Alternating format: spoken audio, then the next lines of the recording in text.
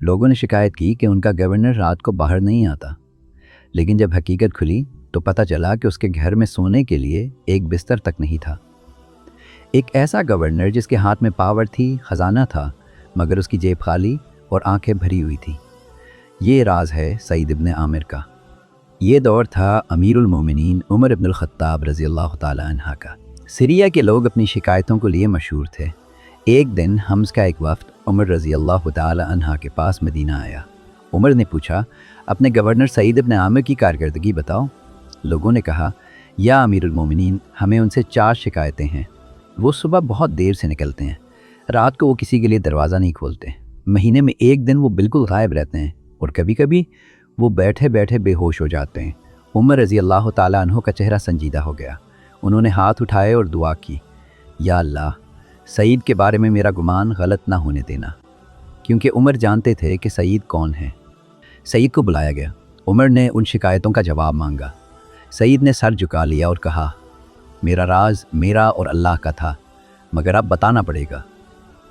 लोग कहते हैं मैं सुबह देर से आता हूँ। वजह यह है कि मेरे पास कोई नौकर नहीं।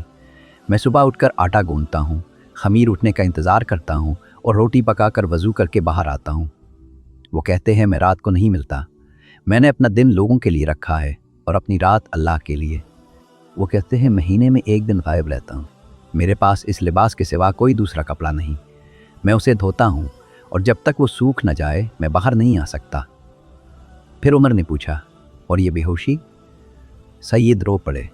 उन्होंने कहा, जब मैं मुश्रिक था मैंने खुबैब इब्न अदी रज़ी अल्लाह ताला अन्हु को मक्का में कत्ल होते देखा था।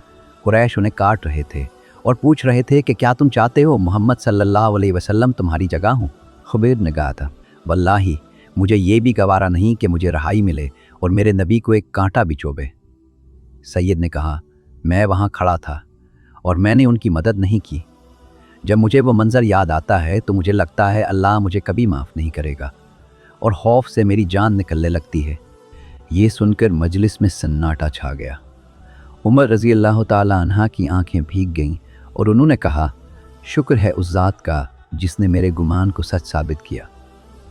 उमर ने उन्हें 1000 दीनार भेजे ताकि वो अपनी हालत बेहतर करे, लेकिन सैयद ने वो सारे पैसे उसी वक्त गरीबों में तकसीम कर दिए, ये कहकर कि मुझे डर है कि दुनिया मेरे दीन में दाखिल ना हो जाए।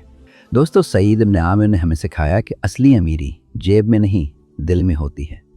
लीडर वो नहीं जो लोगों पर हुक्म चलाए, लीडर वो है जो लोगों की खिदमत करे और अपनी रातें अल्लाह के हवाले करे। अपने दिल को दुनिया से खाली करो ताकि उसमें अल्लाह की मोहब्बत समा सके।